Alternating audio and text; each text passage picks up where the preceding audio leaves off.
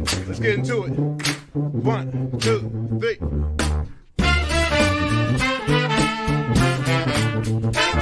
Let's get some more. Have it in. Some more. Just give some more.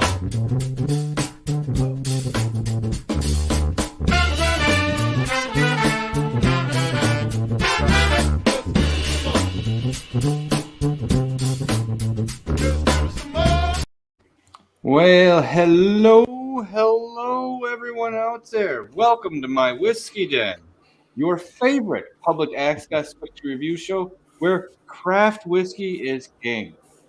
Thank you, everyone out there, for stopping in early this evening. We really appreciate it. We have a super big show, so let's talk to our guest here. Thank you for stopping in at, wait, what the fuck? It's not Alan Bishop. We have a damn names, people. We have Bo Cumberland here, who is a videographer, whiskey lover, and he is doing some incredible work over at his channel. So we have you here, Bo. We are really happy to have you here. And like I wanted to say, everyone in the chat, thank you for stopping in early. It's good to see each and every one of you. Cheers, everyone. Sorry, I'm sipping on some water. I'm not 100% tonight, but I was not going to miss this evening because there's just too much excitement and too much cool shit going on in it. I don't care. Fuck the 5-minute rule. Cheers. So, Bo, we know what you do, and we really appreciate it. Not everyone has seen it. We've been putting up some videos on our Facebook and YouTube and stuff so that hopefully people can get familiarized with some of the work you do. But you know me. I want to spin back to when you're young. I want to see what started getting you excited about spirits.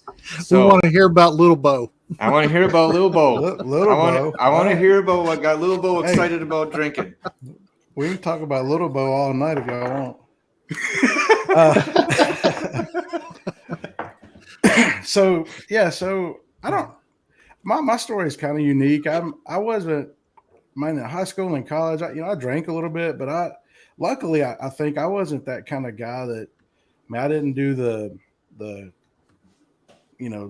drinking whole bottles of bourbon at a time, which I think kind of helped me later in life. I certainly had friends that did that, and it's like they don't have the appreciation for it now, because it's one of those things that. But yeah, what got me into like this part of my life is probably around 2009, 2010. My brother, he's in the military, but he got involved in some moonshining, like actually doing it. And at the time I lived in Knoxville, Tennessee, and he came to my house to visit him and his family, and he brought this jar, and he was like, "Man, I'm so proud of this. Taste it." And it was the most horrendous stuff I'd ever put in my mouth. I was pissed at him. I said, "Just don't ever come back to my house, and if you do, don't bring this stuff." Right? It was horrible, but back then, like, I didn't know anything about moonshine, and he didn't either. And he'll tell you now, he didn't either. And so it was kind of, you thought like it's supposed to take your breath away, and it's supposed to, knock the hair off your chest. So in his opinion, it was like, well, my brother, everybody that I let taste it, they hate it. So I must be doing something right. So, he was proud of it. So, he doesn't listen. So a couple months later, he came back out and he was like, "Okay, on a serious note, you got to try this." And so against my better judgment, I tried it, and it was actually it was really good. He had, kind of honed in his technique and learned a little bit more. So it was actually pretty good. And so that's how I got involved in that. And so funny story is he said, "Man, I really want you to get in this with me. So I want you to,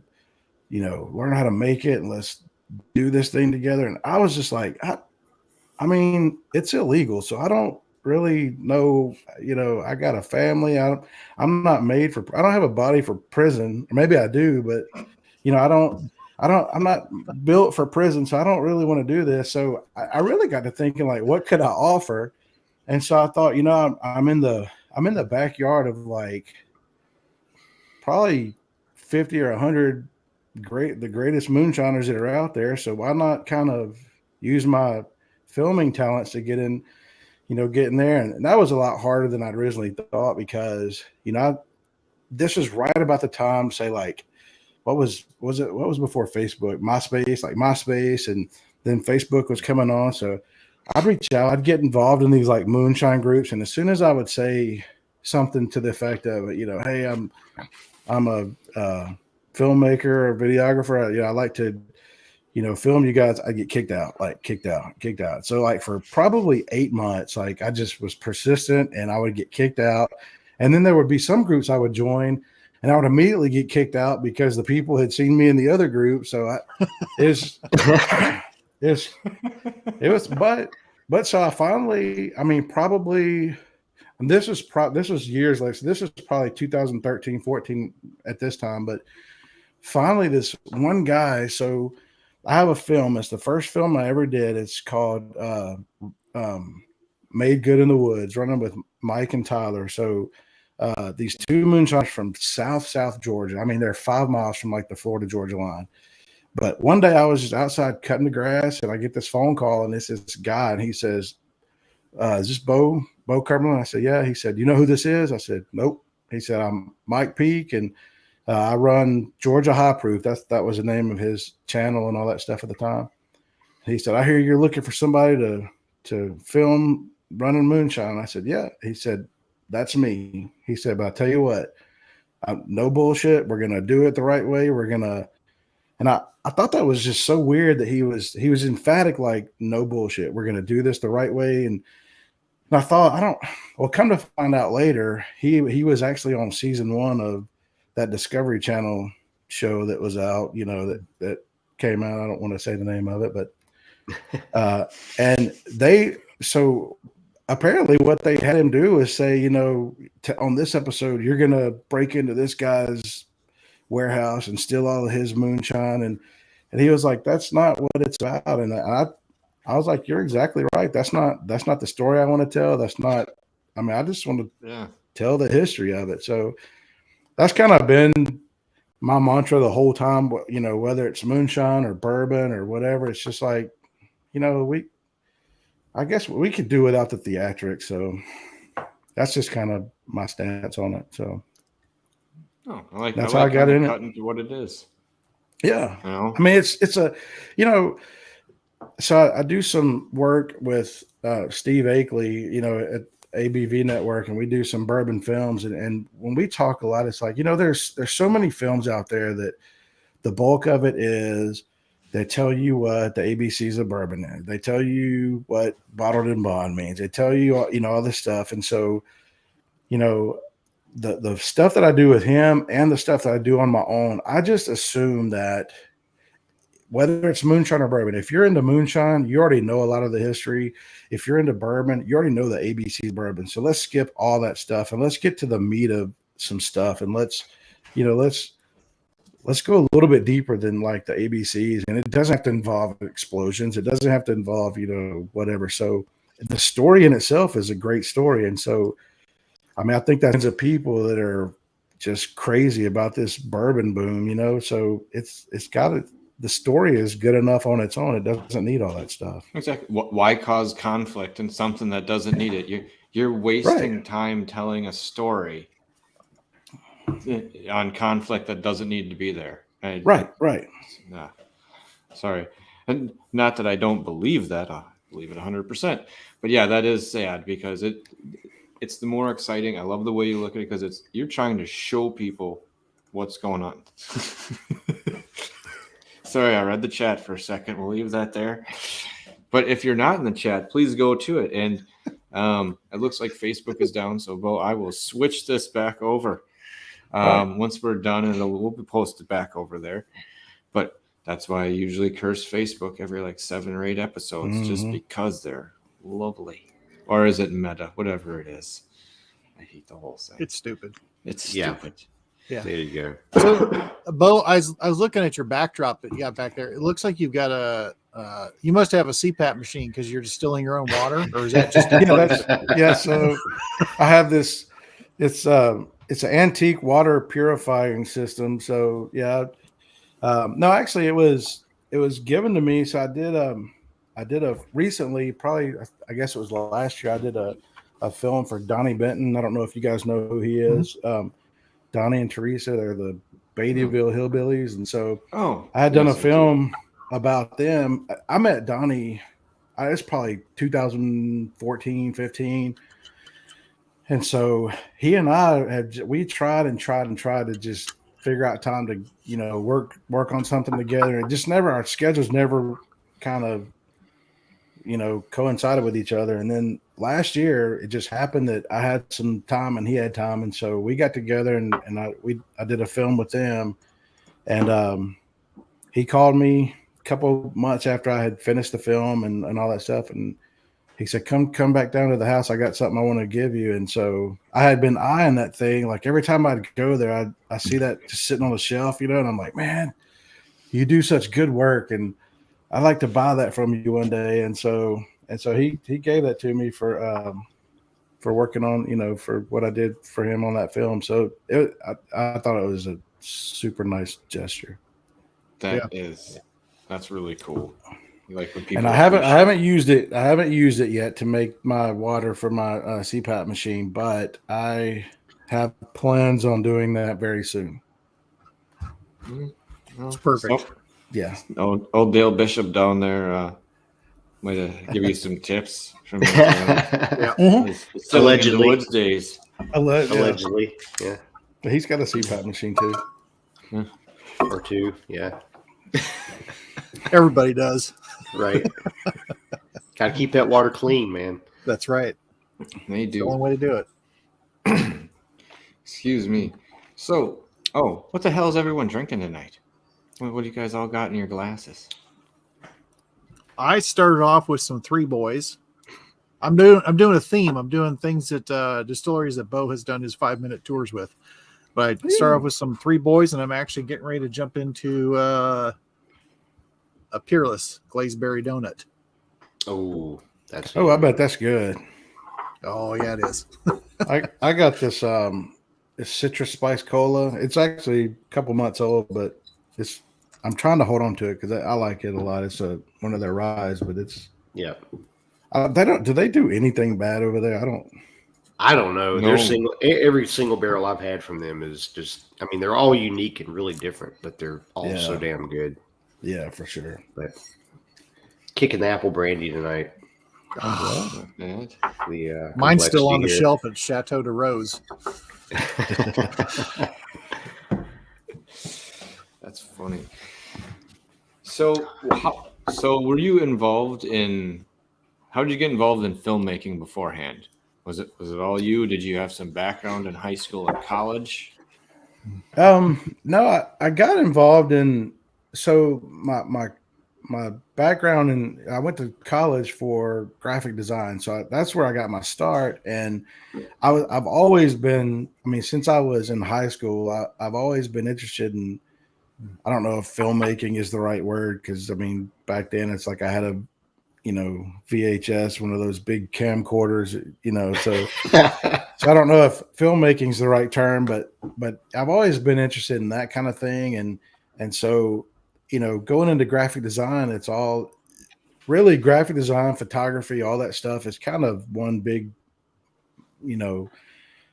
mush of stuff that, just kind of floats together. So once I got kind of some formal training in photography and that, videography or filmmaking, all that stuff just kind of came natural to me as far as, framing and just the technique of it all. And so, that's how I got involved in that. And then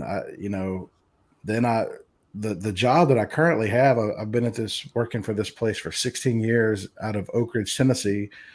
When I got a job there, my resume that I that I sent to him had, of course, all my graphic design stuff. I got hired on there for graphic design, but I had a couple of little, just small video projects that I had done. Like one of them was when my daughter, who's 22 now, but when she was like 6 or so, I had done this little film where the Tooth Fairy came to visit, Tooth Fairy coming to visit her. So I had I set up the camera in her room, and then I put these little sparkles going through the air. And so then when she woke up, I took it and put it right through my computer and put all the effects on it, and then put it back to the tape. It was back on just tape so I put it back on the tape, put it back in the camera, and so when she got up the next morning, she just grabbed the camera, came in there to, have us look at it. So we looked at it, and it showed the fairy dust going everywhere. And so she was like, so just for giggles, I just put that on my demo, like on my resume, my demo reel. And so years later, my boss told me, she said, the reason I hired you, I mean, your graphic design was good, but the reason I hired you was you were so creative in video. And I knew years later we were going to open up a video department, and I wanted you to run that. So I started there in 2006, and it was like 2008 or 2009 when we kind of went to the video side of it. And I've been doing video for them since then, 2009. So, Wow. yeah, it's a lot of fun. And so I work there in Oak Ridge, Tennessee. Of course, I just work from home now here in Kentucky. But yeah, it's a fun job. I love doing that there. And for me, that keeps me on my toes. It keeps me always keeping up with industry standards for that. So when I do in my spare time, when I get to set foot in a rick house or, whatever, that's where my passion is. And so, I get to do that as well. So when you visit a place just on your own, you're going out with Heather for the weekend just to enjoy some stuff. In your brain, are there parts where you're already like seeing things as they happen when you're pulling up or going through a place? Because I know I had that with my old job. So it's hard to shut things off as you're going through places. I want to know if it's like that. Are you like laying out some film thoughts as you're going through places, even if you're just going out to relax? 100% of the time. And that's not even in this industry. If I'm doing whatever, I mean, I'm always, and not only that, but nowadays we have these, iPhone 12s, 13s, or whatever brand you use. The latest brand has a built-in 4K camera, which is, you're not going to get much better quality out of a real camera than what you got. So my wife gets kind of frustrated with me, I think, sometimes, because even on vacation, this is what I look like on vacation. I'm filming everything, because you never know. You never know when you're going to need a beach shot or when you're going to need a shot of whatever. So I film all this stuff, and which it's fine. She gets on to me for that, but she's a nurse, so she can't go anywhere without striking up a conversation about blood and guts and sticking people with needles. And so it's fair. It's fine, But yeah, especially distilleries. Though I go in a distillery and it's like, not only am I looking at shots and stuff, I'm planning like, when's the next time I can come back out here, and who can I get in contact with to, get some in-depth behind the scenes kind of stuff. And so, yeah, it's kind of a curse, really, because I can't really enjoy myself, because it's always just, how can I turn this into something that other people can see? That's really kind of how the 5-minute distillery tours came about. Is, when I first moved to Kentucky a little over 2 years ago, I was going to these distilleries and not even just to take the tour, because in a lot of ways, whenever a lot of these tours are kind of the same. A lot of, they do have some differences, but, I was like, I want to be able to do a project that here's the key. Nobody's in charge of but me. Like, this is my opinion. This is strictly me. So nobody at Three Boys Distillery, or nobody at, wherever, Neely family, or what, nobody's going to call me and say, hey, can you take this out? Or can you say this different? No, this is my thing, and, but I'll tell you, like I was telling you guys before we got started, I don't feel like my job, I'm not a journalist. Like my job is not to just get to the dirt of what's going on and pull out something to cause controversy. I really want to promote the bourbon industry, and I really want to promote individual distilleries and the work that they do. I mean, it's, everybody, you may like or dislike a distillery or a type of bourbon, but you know what? Somebody has put blood, sweat, and tears into that. And so if I can help tell their story in a positive light, why not? And I mean, to be honest with you, like I told you guys before we got started, I've only drank one bourbon that I really just couldn't hack anymore. The rest of it, it's all pretty good. I mean, and so, being able to just tell people those, tell those stories in the way that I want to tell them without having anybody tell me, we need you to take this out, or you need to.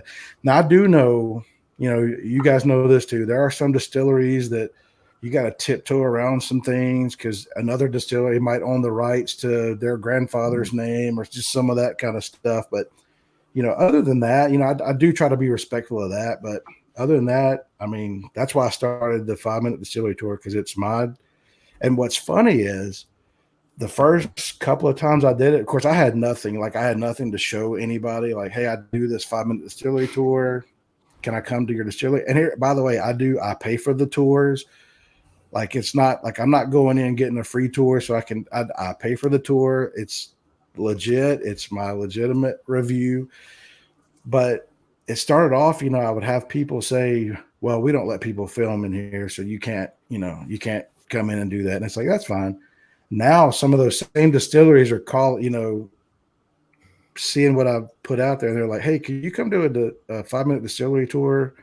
It's like, okay, yeah, I could do that. So it's pretty interesting to see in some instances, people kind of change their mind and go from like, you can't bring a camera in here to, oh yeah, we'd love to have you come out and do a 5-minute distillery tour. Have you, without mentioning any names, have you had one that you won't go back to? No, not really. I mean, I've had, That's good. I've only had one, and I won't say the name. I've only had one where the owner reached out to me and said, can I please see what you've done before you put it out?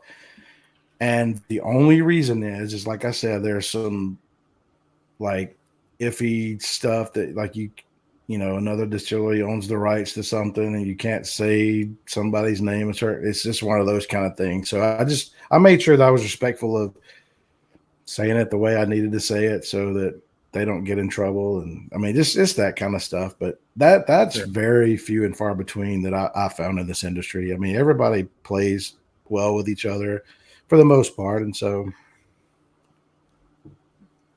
I think Ben had a smirk on his face, so maybe I'm wrong. Is that no? I got Alan Bishop on the line here trying to harass me. So That's fair. Alan Bishop, which is par for the course. It is. Dude, I'm gonna tell. I know we're gonna get into this later, but I'm telling you, are we past the 5 minutes yet? Can I say this? I broke it on purpose. Can I just say this? I absolutely cannot wait for people to see the Alan Bishop experience. It is. I tell people, it's a shit show, but B, if it's like the Tiger King on crack, like that. If you can imagine, it's the distilling version of the Tiger King, and I cannot wait for people to see it. I told Alan just today, I said, this is either going to be the greatest thing in distilling like culture, or we're going to get banned from everything in Kentucky for the rest of our lives. It's one of those two things are going to happen. Well, the question is, did they burn couches when Kentucky lost? If you've seen you've seen the preview, you saw the preview. There's a good question there. Did that happen? Yeah, we should watch the previews. you want to do the first one, the one everyone should have seen by now? We should watch the first one before we Okay. Well, let's before we drop some fresh stuff. We will, and then after that, we'll do our little. We got a little speech because I thought my thing was blinking like my speaker was off for a second. I'm like, the whole time, no one said anything. We got a couple other little mini announcements, and we'll get back on the bow and sipping the rest of this evening. But if you weren't paying attention, this is the first release. The second one is new, and no one has seen that one. So this one you should have seen if you haven't. I am absolutely hornswoggled by the amount of people that actually like hanging out with Alan. Hello, my name is Bo Cumberland, and in 2020, I started on an adventure to document some of the distilling work of Alan Bishop. I had an idea of what I wanted. Over the past year or so, none of what I wanted actually happened. Instead, I was taken on a roller coaster ride of my life with Alan Bishop in control. Like drinking a shot of Malort while drooling over the famous picture of shirtless Hunter Coffee with that badass tattoo covering his bare chest, while Amzie stands next to him trying to figure out the shocker. This ride was way too awesome not to share. To lost UK basketball games and burning couches in Lexington. Cheers. Cheers. Chicago. Oh my god. Oh, he really just Oh, God. Just wait. No, it already hit me. It's awful. We have a great dynamic. I think a lot of people see us more like siblings than coworkers, and I'd say that's a good representation of our relationship. Alan can't talk today, and it's the best day of all time. I was doing the farming thing still at that time, but I'd already, kind of hooked up with Kim, my wife now, obviously, and my name was going around just a little bit too much. He makes it sound like it was a lot more. I like beat him with a stick or something. I said, no, we just really need to, you're good at this, you're passionate about this, and you could learn a lot if you were in the industry. There's only so much you can do in the woods. And when he told me he wanted to be the distiller, I was firmly behind it. And I tried everything I could to help him out do it. So he's come a long ways in the last 20 years. And I'm pretty proud of it. I'm the only reason why he passed Spanish. One day we was in class and I was sitting right next to him and he just reached over and pulled my desk right over next to his. He was like, help me. Let me tell you about walking, talking, and preaching. What are you doing, Andy Kasperzak? Alan's a huge asshole. That's why we get along so well. Because I too am also a huge asshole. So with that, I give you the Alan Bishop experience. That's the way it should be.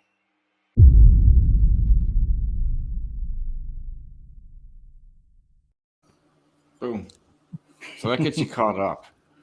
Yeah. So now, before we go a step further, because sometimes we wait till the end and we want to make sure everyone's out there, we want to remind everyone out there about something else that's going on with one of our other friends. The voting is not over for Matt Bay. He is cruising in first place, and I want to remind everyone. But he still needs the help. He still needs the help because, apparently I went in there one day to vote once, and you could spend $10 and vote 10 times.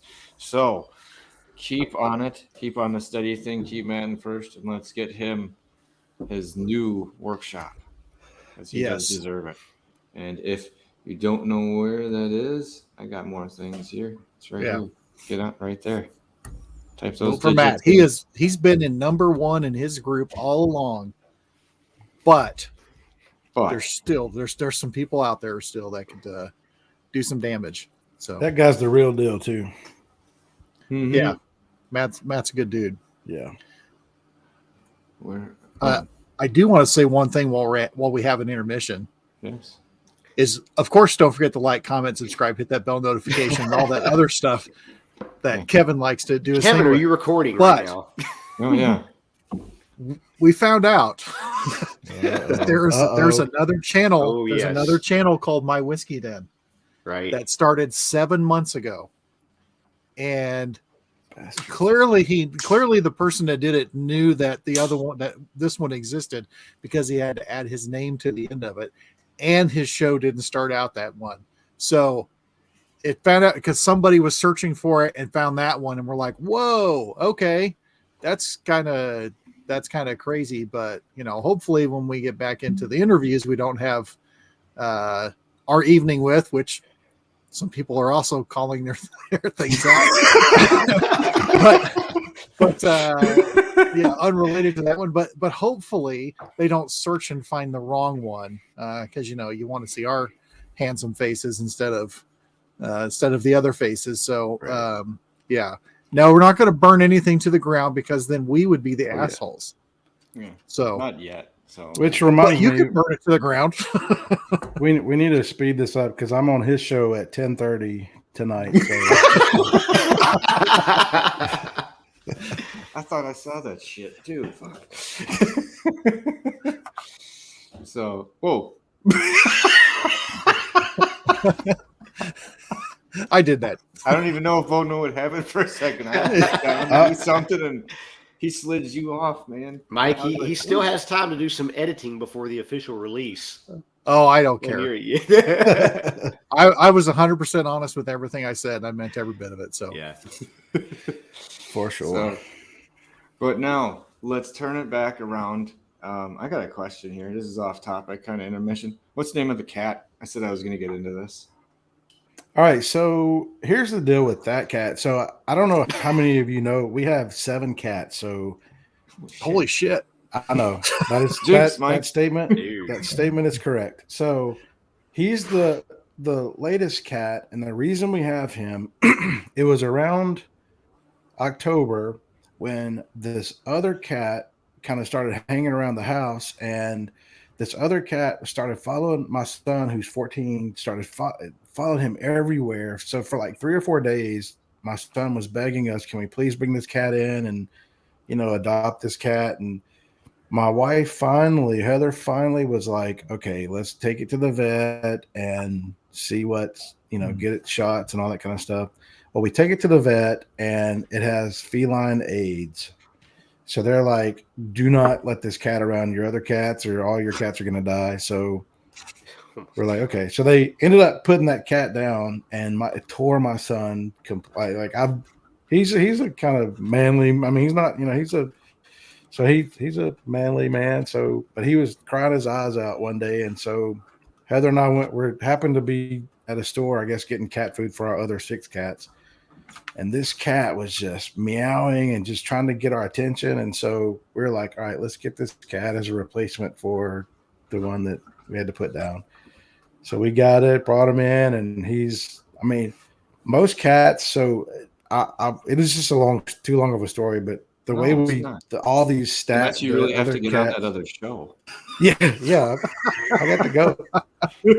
The way all these other cats came in, cats are kind of skittish and whatever, but this cat, he was only I think 6 or 8 weeks old or something when we brought him in, and nothing scared him. We have 2 dogs, 6 other cats, and he came in and he rules the roost now. It didn't take him long to he calls the shots around here. So, and his name is Jack. So my son named him Jack because he's orange and white. So it's kind of like Jack-o'-lantern, Jack, whatever. So that's why. But yeah, that's him. So I said I was going to do it, so I don't want to go back on my word. So, hey, who's down there, Mike? Next time she comes down mid-show, she has to show up. They went out and they got some frozen custard, so they brought me some frozen custard. So I'm going to eat it on the show. Fat boy snacks on the show.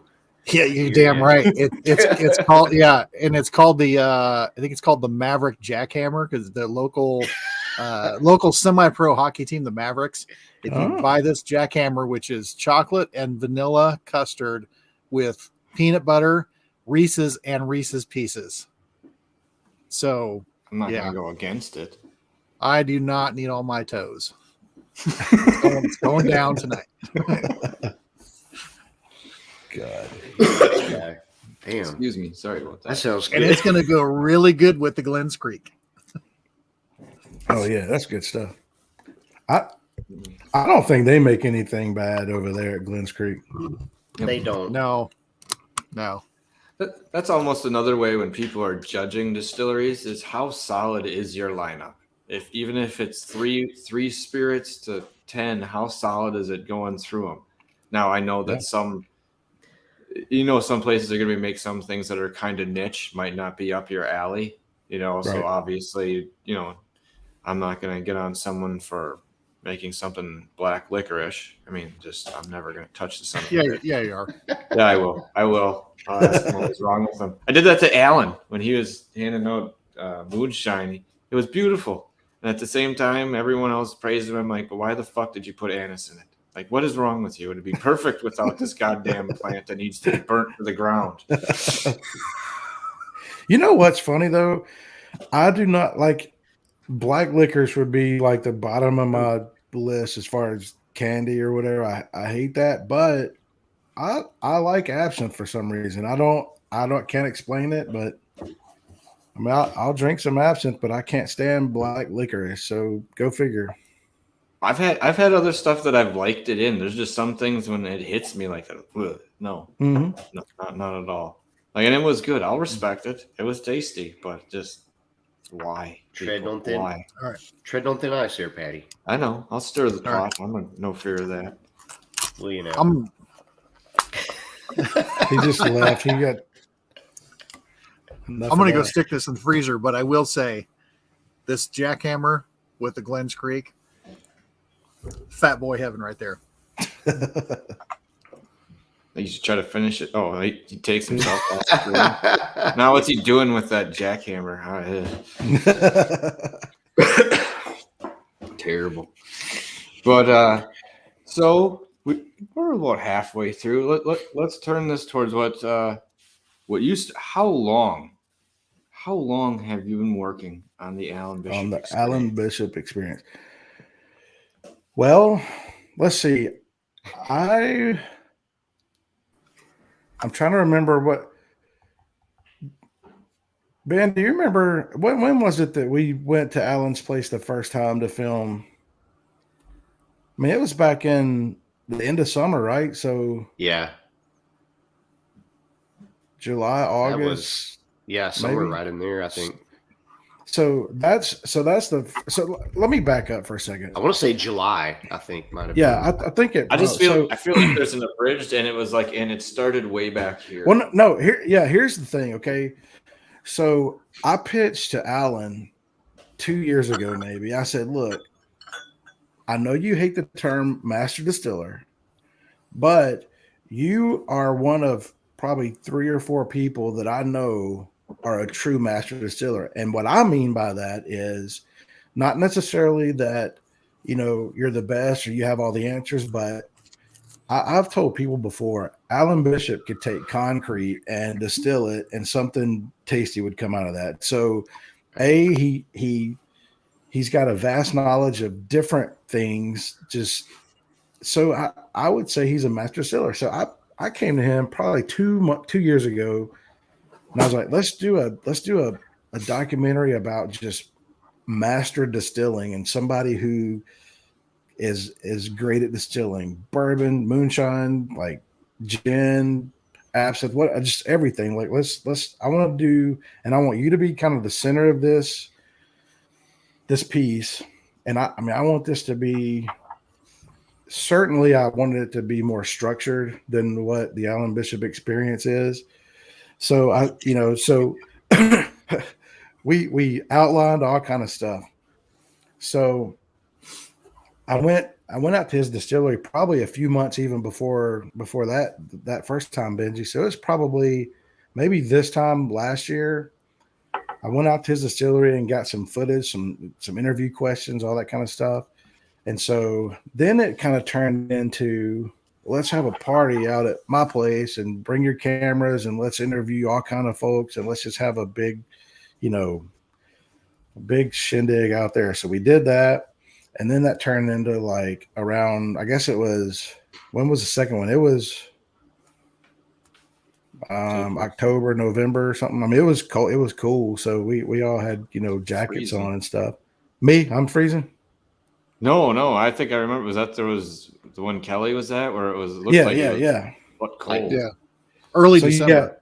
yeah. So it was December. So we did that. So then it became so after I got all this footage, and I ended up with probably it was like 20 hours of interview footage, and then like 8 or 9 hours worth of just B-rolls, just whatever. So then the fun part was just sifting through all that and kind of taking the outline that I had created, lighting it on fire and throwing it out the window because that was out, right?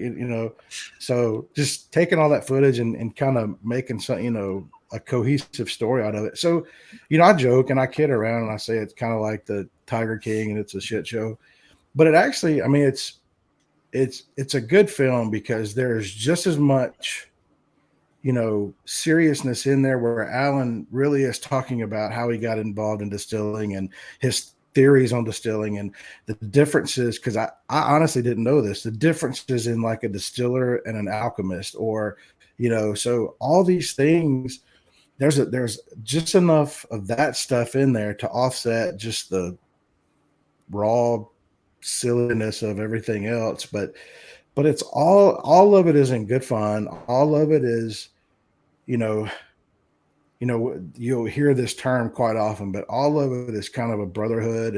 And what I want out of this film is not just for people to watch it and clap and pat Alan on the back or pat, whoever on the back. I want this to be like a true experience to where the next time we have one of these events, you can watch this film and you know what to expect. So you're gonna make sure you're at the next event. You know what I mean? I want it to be just a true, honest to God experience. Does that make sense?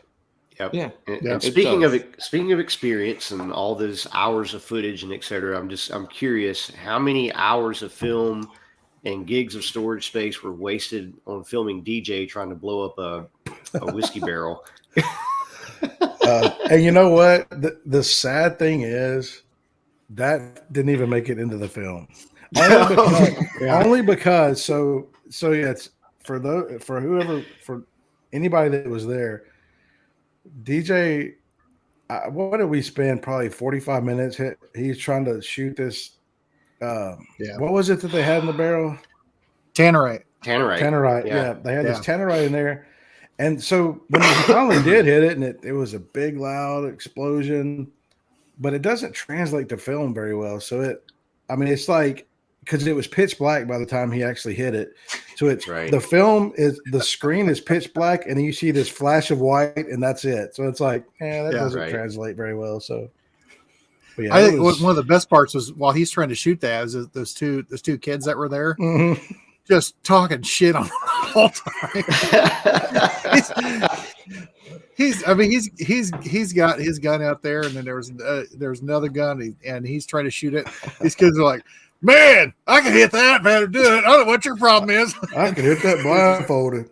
Oh God, it's really easy to understand now because I went shooting with DJ here several months ago out there at Allen's, and he had his AR, and we set up the steel target, and I think we're having to like hold 3 feet below the target to even try to hit anywhere close to it because the sight, the little red dot he's got on there was nowhere near close being sighted in. So, well, he finally got it, and he did it. So, but yeah, it just by the time we started shooting, it was light, and then it was dark by the time that we finished. And let me tell this story too. So before we decided we're going to blow this barrel up, I had a 2.5 hour drive back home. So I'm like, okay, I just need to hit the road. So they're like, let's blow this barrel up, and then you can go home. And I'm like, all right, that sounds fine. So they blow the barrel up. Then DJ and Alan go, all right, before you leave, you've got to get in the truck, and we're going to do donuts in the field here, right? So you guys probably know where this is going.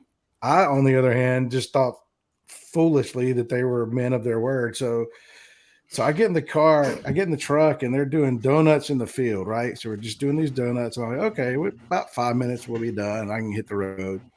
We stop, and then I don't remember if it was Alan or DJ. One of them goes, let's go down the trail. All right. Yeah, that sounds about as good as you would. So we head off down this trail, right? We're in this truck. It's pitch black. We're going down this trail. We get, I don't know, probably 27 miles into this trail. And Alan goes, there's a spot up here that I can't cross. And I was like, are you kidding me? What do you mean you can't cross it? He goes, yeah, we get to this spot. It's just a dead end. We can't go any further. I'm like, how are we going to get back out? Right. And he's like, oh, we'll just back out all the way. And it's not a straight path. 27 miles. Yeah. Yeah. So I'm like, what? So sure enough, we get about, 27 miles into this path, and then backing up, we make it 5 feet before we park it in a ditch. So then we have to walk all the way back out this trail. But it was a super fun night. But yeah, I got home at probably, 1 o'clock in the morning or something like that. But yeah, it was. So I don't want to ruin anything about the film, but the beginning of the film kind of shows a little bit of that. And so it was all in good fun. So I had a lot of fun that night. So how did you guys, I think it's really interesting from going from what you probably had conceived as into seeing what happened and kind of turning on a fly with it. I was going to say, and did you have more recording sessions after that one you guys are talking? I thought there was like 1 or 2 more. Could be. I don't know how many sessions there were that you were all at. No, we only did two sessions, and they were both at Alan's place, and one was, like I said, it's probably July, whatever, because it was balls hot then, and then the second one it was kind of chilly. So there's some good contrast with people in tank tops or whatever, and then people been bundled up in jackets. But yeah, it was just 2 sessions. And even through all of that, I still kind of had a grasp of what I wanted. Those of you who've ever just been lucky enough to hang out with Alan and Jolie for 5 minutes, like that's what this film is. I mean, it's just them giving each other shit. Everybody, the rest of the crew coming together and trying to throw shockers and trying to do. I mean, it's just it's a lot of fun. But even through all that, I was still able to kind of, in my own messed up way, I was able to still see that common thread that I wanted to carry throughout the film. So it's not just. I mean, it's not like a Johnny Knoxville jackass, like just free for all. It's not nothing like that. I mean, it's got a beginning, middle, and end. I mean, it flows, but it's certainly more entertaining than just some documentary.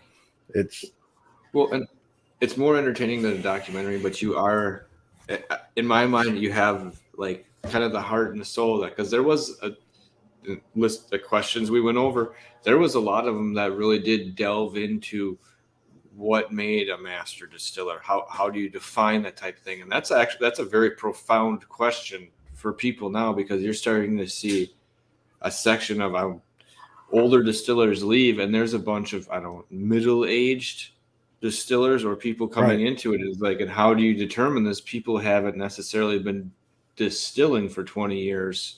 Is how do you make that determination? In my mind. And what was cool is, yeah, I saw that. What was interesting was even asking that question, because I ask a lot of people that question. I asked Ben what that, and people have different definitions of what a master distiller is. They have, and when I would ask, and one of the questions I asked people, I said, do you consider Alan Bishop a master distiller? And I got various answers for that. I mean, some people said, no, he's not a master distiller because he doesn't meet this criteria. And some people said, yes, he does because he, so that's all over the board. So that in itself should kind of show you which was the point of the whole discussion on master distiller, but it should go to show you that there is no real criteria for what a master distiller is. There's no, you don't check off all these boxes and now you've received your master distiller's pin. It's not that simple. So that was the point of it though. And so I think we did a good job of showing that it's, Alan says it best, he says that this industry, you're not curing cancer. You're not, you're making whiskey. And so, but with everything, it doesn't matter if you're, a whiskey maker, if you're a doctor, you're a lawyer, you're a filmmaker, you're whatever, you're going to have those people that take it way too seriously. You're going to have those people that think they're God's gift to this planet because they are good at whatever. And then you have the rest of the people that are like, it's a passion, but I'm just going to have fun with it. And so that's the main thing we kind of wanted to show. And I think we did a good job of it.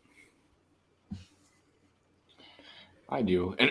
And I think we're at a point where maybe we can throw the second clip up here if you're okay with that, Bo. Mm-hmm. And this is the world premiere of clip number 2. This is world premiere of number 2.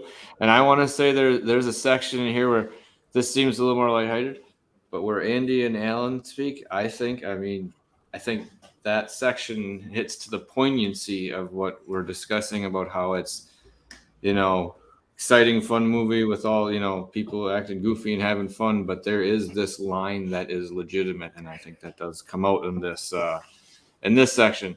But without any further ado, let's drop this thing. When folks think of Indiana, the person that comes to mind first is best known for his ball handling skills. Right here, I got me a set of genuine, fossilized, here's your caveman balls. Look at that. It's 2:35 on a Saturday afternoon in the woods in southern Indiana, and you're drunk as fuck. You're welcome.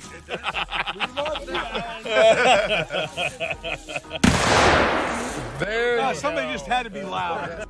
We argue back and forth. We're always kidding with each other and trying to play jokes on each other and do stuff. That fucking brownie. I'll kill for my brownie. You get away my brownie. I'll kill. Give me the brownie. Give me the brownie. Give me my brownie. I'll get one of my brownie. I'll kill you. I think I put up a poll in the Scotchy Bourbon Boys to see who was fucking cooler, either Sean Connery or Alan Bishop, and Alan won. I think there was the only person that voted for Sean was Jolie.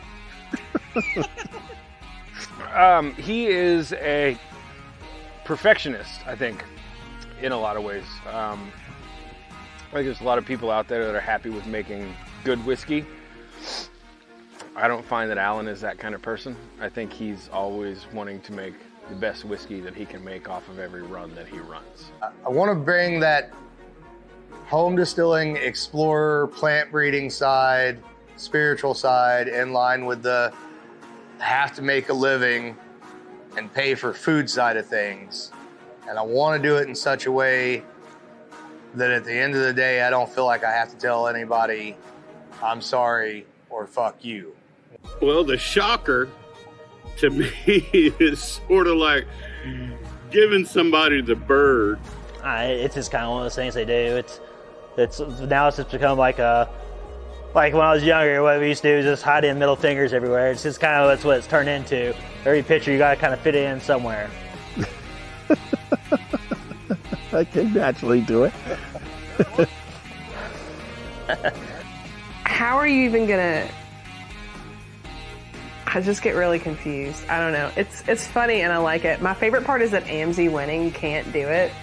You say that, and I think that's it. I always, in my pictures normally, I end up, there are all these pictures of me and my, I'm like throwing up gang signs because like at the spur of the moment, I always have to think about it. But yeah. So I think I got it right there. So that'll make Alan happy. Look here, Amzie winning. They got your last name wrong. It should have been losing. Do I have anything else to say about Alan Bishop? Oh, yeah. He's not a good wrestler.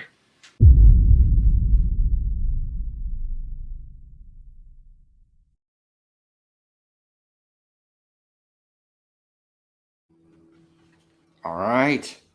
There it was, folks, ladies and gentlemen. That was the second world premiere of trailer 2. Is there going to be a trailer number 3? Yeah, I will probably throw some more stuff out there. I like I said, I don't want to give too much more of the actual film away, but there's tons and tons of stuff that I want to do, with some footage that didn't quite make the cutting room floor. And I just want to be clear, a lot of, though everybody that was there, I'm sure you're gonna go through your mind and you're gonna think, I remember this happening. Why didn't that make it in? Some of that stuff simply didn't make it in because I just didn't have 900 hours to just analyze everything. So, I tried to do the best I could with all of that. But yeah, there's so much. There were so many golden moments in all of those times that we got together. It was. Yeah, I'm actually pretty sure it's going to be. We're going to sit there watching it, and what is in there? We're going, oh, I forgot that happened. Yep. Oh, that actually happened. Yep. I don't remember that at all. Yeah. And so what's funny is, so Patrick you weren't able to make it. So after the event, I reached out to Patrick and I said, look, we need to get you in this thing. So here's a list of questions. I want you to just answer some questions. And God, I can't tell you, Jolie will tell you, Jolie and I and Alan, we're looking through all this footage and God, Patrick just was getting drunker and drunker and drunker with the answers, and it was so that clip at the end of there in the film that continues, and it is so funny. I can't wait. I can't wait for you guys to see it. I think I did. I loosened up as things went on. I think would be the right way to put that. For sure, you did. Well, and that's what people are looking at. You're normally so uptight.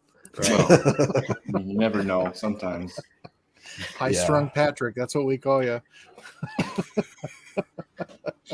But yeah, I'm just super proud of this thing because I think you're gonna get people that are gonna look at it like, what the hell did I just spend an hour and 45 minutes watching? But honestly, the people that get it are going to get it. You know what I mean? And that's the thing. The people that don't get it, this isn't for them anyway. And it's not going to hurt my feelings at all. It's not going to piss me off. The people that don't get it, they weren't meant to get it. And so that's all I can say about it. Yeah. Excuse me.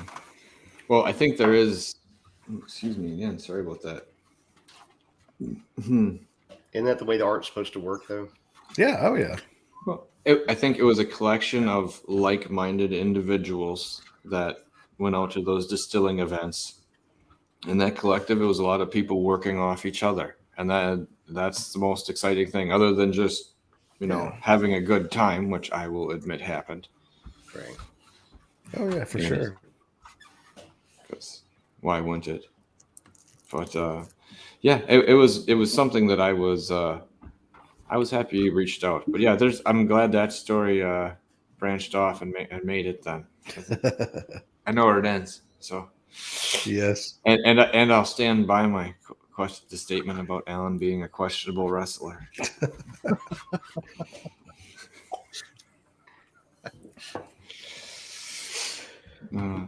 What else you got? Well, I was going to ask you. I'm like, what other questions? What other? I'm curious. What other projects you have going on? That's what I was going to say. Right. Like, what projects you got going on besides these two? What else you got coming in the pipe? I think the biggest thing that I've been trying to work on and accomplish since the beginning is, so I kind of told half the story earlier, but when I set out to film these moonshiners and get kind of into the, not industry, because it's not really an industry, moonshining, but when I wanted to get wrapped up in that arena, the goal, I wanted to produce a documentary about moonshine. And so what I would do is promise these people that I interviewed, like, can I come out, film you running moonshine and interview you?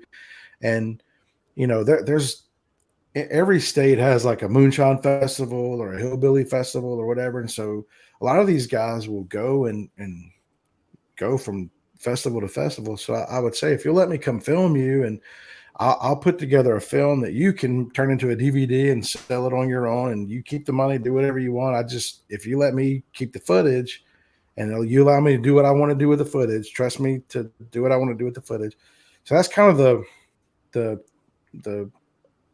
thing that we went with a lot of people. But what ended up happening is the first couple of years, I did about 3 or 4 films for these moonshiners. And it was like, well, I mean, is there really even a story for me to tell anymore? Because I've told it 4 different times, even though it's their specific story, you know. So I've sat on that footage forever. And then, you know, I met Steve Akeley and I got involved in the bourbon industry. And so I've been able to tell bourbon stories. So I have all this footage. And so last year I decided I'm going to start this thing called My Journey Through the American Spirits. So meaning I didn't want to limit it to just bourbon.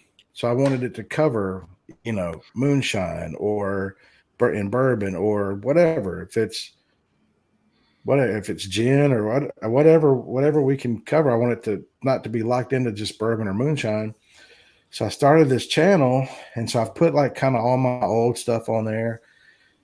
And my next project that I think I'm going to really focus a lot of time on, once still got a lot of stuff on my plate that I got to knock out, you know, for other people. But I want to do like an episodic thing where like each episode may be 10 to 15 minutes, but it's telling the story of my whole journey. So, you know, like I told you guys, the first people to reach out to me were those guys from Georgia. So I like at one episode is how that happened and show some of that footage. And then the next episode is, you know, who I reached out to next or who reached out to me next. And then I want to tell that whole story of how I got into moonshine and how that led to me meeting all these people that I met and leading me into the bourbon and how I met, you know, once I hit the bourbon industry, it was just a game changer because, you know, the moonshining culture is one thing and it's surely full of history and culture. But man, bourbon is something, I mean, it's part 2 of moonshine, you know, if you really kind of think of it. I know it's 2 different products, but, you know, it's kind of part 2, but it's just such a different industry and such a different culture that, you know, it's taken on a life of its own. So, you know, what I would love to happen when I wipe my hands of filming and bourbon and moonshine and everything, I would love to have a library of how many, if it's 50 episodes, if it's 200 episodes of how my whole story kind of came about, and then maybe do it in a way that you could watch them individually, or you could put it all together and watch it as one long thing. I don't know, but that's kind of where I'm at right now. That sounds cool as all hell because it's like a video journal of what's going on. And that is stupendous because I'm just saying now when dealing with family and people who get older and having something that can remind you even of what you did at points is a fantastic thing to have to just trigger memories and stuff. Let alone, I feel like everyone, you know, wants to leave a legacy, right? Sure, you want to have that little mark, and I think that is a fantastic way to do that. I mean, it's like the storybook of Bo, and anyone can watch. And the cool thing is, you know, I have a son who's 21 and I have a son who's 14, and both of them have been with me through most of this journey. So back in 2016, 2017, when I was filming all the moonshine stuff, 2015ish, my oldest son, he would go with me. I mean, even if it was just to carry equipment, and, you know, I'd put a camera in his hand and say, go film as much stuff as, you know, as you can, any B-roll. And so we still have fond memories of that kind of stuff. What is that? Oh, yeah. Kevin says he's got some ideas for you. Oh, well, good. Let's talk. He's not willing to share them on our show. Yeah, that works. But yeah, so security. And then my youngest son, you know, he loves going with me to bourbon distilleries and anything bourbon related. And I'm probably the worst father on the planet for this. So I'll just say that up front. I'll probably be judged as the worst father. But my son is 14 now, and so he goes with me to film at distilleries. And every time he goes with me, I'll buy a bottle at that distillery for him. And so when he turns 21, he's going to have a massive bourbon collection. But it's not, I hope he doesn't drink it all in one night and die of alcohol poisoning. What I'm hoping happens is he looks at that and says, I remember when I went to Peerless with my dad. I remember when I went to Neely Family Distillery. I remember when I went to Spirits of French Lake. I remember when I went to all these places with my dad. And I'm hoping that that's what it is for him. And so, you know, I mean, you're exactly right. So, and I'm hoping that maybe if I can get this done when I'm dead and gone, you know, my kids can watch this and go, I remember when I was with Dad when we filmed this or when we went here. So, I mean, it's got that kind of sentimental value to it as well. Very cool. All right, stick that up there. But we've kept you on an hour this evening. We don't want to steal too much time from you, Bo. We know you're quite busy, and I don't know. I don't want to get. I don't know. I'm still wound up from before. I got to come down before I get too antsy. I don't want to go too long into the after show. You're gonna go full spider monkey.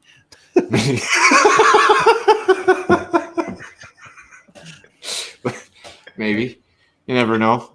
Yeah, I got a little Mountain Dew in me. You get all hyped up on that shit. You can do just about anything. Excuse me. But before we get going, Bo, I just want to remind everyone to head on over to his channel, My Journey Through the American Spirits. It's Bo Cumberland. His name, hopefully, no one else can take advantage of because your name's in there. But while you're there, you will see the 5-minute distillery tours, which I've seen all of them, and I may have actually watched one I wasn't supposed to. Sorry about that. I forgot I didn't know I had access to everything, but there was a couple of them on there that were, if they hadn't been seen, they were really good, and I hope they do come out soon. And later this year, I think summertime. Don't know when. I heard there's a rumor. Summertime. People might get a chance to see it. So obviously, we will be more than happy to let everyone know where and when and how to see it. But HBO Max, Hulu, all the usual places. Yes. Right. Yeah. OnlyFans. I feel like Bo froze up for a second. They're like, that's when the thing breaks now. Nope. How did you know? Thanks. Oh, that's true. You are doing community work for everybody from what you do. So, and I hope some of those places with the 5-minute tours afterwards, you know, see what was done, because it's a pretty big step, and a lot of people would pay big money to have that done for them. So I just think it's great. So thank you, Bo, for coming on the show. We really appreciate you. Yeah, thank you for having me. Yeah. Mike, Ben, thank you for coming on our show. And not the other show. And not the other show. Oh, speaking of shit. Well, that's going to be like we have like 8 minutes, and he has to get on the other show. Right. Yeah.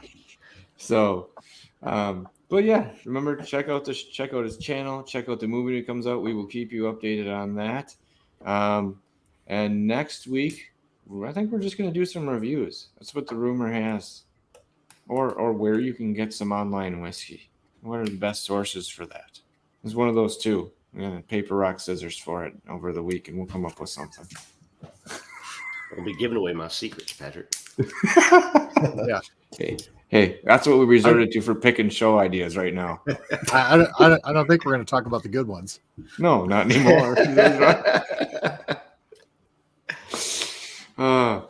But remember, it's not the size of them that matters. It's the love of whiskey. Cheers, everyone. Cheers. Cheers. Cheers.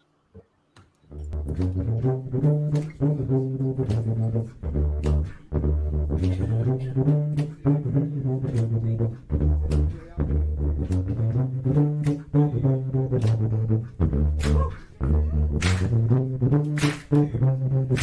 Bye.